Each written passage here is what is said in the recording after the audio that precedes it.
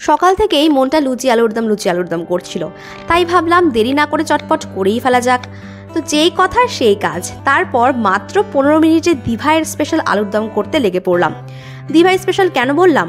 কারণ ওর কাছ থেকেই আমার কিন্তু এই রেসিপিটা শেখা। তো ভাবলাম তোমাদের সাথে এই রেসিপিটা শেয়ার করা যাক।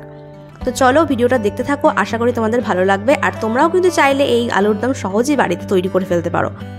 তো কিছুই না, প্রথমেই আমি এখানে দেখো নিয়ে নিয়েছি 7 থেকে 8টা আলু। তো এই আলুগুলোকে আমি 4 টুকরো করে কেটে নিয়েছি। এবার প্রথমে আলুগুলোকে ব্রাউন করে ভেজে নিতে হবে। এরপর আমাদের লাগবে শুধুমাত্র আদা, কাঁচা লঙ্কা আর টমেটো। খুব কম উপকরণ দিয়েই কিন্তু আমরা এই রেসিপিটা তৈরি করব। তো দেখো এখানে কিন্তু আমি নুন আর হলুদ দিয়ে বসিয়ে দিয়েছি আলুগুলো। তো এগুলো ভাজা হয়ে গেলে এরপর তুলে নেব। আর এখানে নিয়ে নিয়েছি 7 থেকে 8টা মতো কাঁচা লঙ্কা, একটু আদা আর 1.5খানা টমেটো। এরপর কড়াই গরম হয়ে আসলে প্রথমে দিয়ে দেব 2টো তেজপাতা, 2টো শুকনো লঙ্কা আর কিছুটা পরিমাণ গোটা জিরে। তারপর দিয়ে দেব কুচি করা টমেটোগুলো আর আদা বাটা। তোমরা চাইলে কিন্তু আদা পেস্ট করেও দিতে পারো, আমি গ্রেট করেই দিয়েছি। আর এরপরে দিয়ে দেব কাঁচা লঙ্কাগুলো।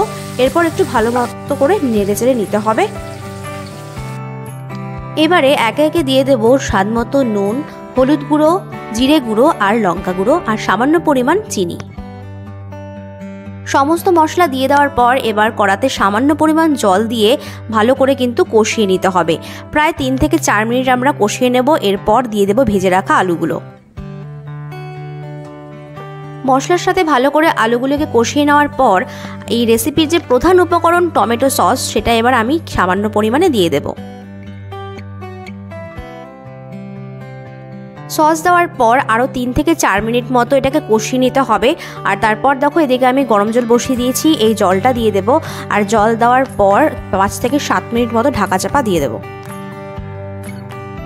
ঢাকনা খুলে সবশেষে এবার দিয়ে দিলাম কিছুটা পরিমাণ ধনেপাতা কুচি। তো এখানে কিন্তু তোমরা কেউ গরম মশলা ইউজ করবে না, কারণ এটা শুধুমাত্র ধনেপাতা দিয়েই ভালো লাগে। গরম মশলা দিলে কিন্তু একদমই ভালো লাগবে না। আমাদের আলুর দম কিন্তু একদম রেডি টু সার্ভ। আর এদিকে দেখো আমি ময়দা আগে থেকেই মেখে রেখেছিলাম। তো এবারে কিন্তু এক এক করে লুচিগুলোও ভেজে নেব। তো বন্ধুরা, আজকে আমার এই রেসিপিটি তোমাদের কেমন লাগলো অবশ্যই কমেন্ট করে জানিও। আর তোমরা কারা কারা এই লুচি আর আলুর দমের এই কম্বিনেশনটা খেতে পছন্দ করো সেটাও কিন্তু কমেন্টে জানাতে ভুলো না। তো আজকে নিচ্ছি এখানেই বিদায়, দেখা হচ্ছে আবার পরবর্তী কোনো ব্লগে। ততক্ষণ তোমরা ভালো থেকো, সুস্থ থেকো, টাটা।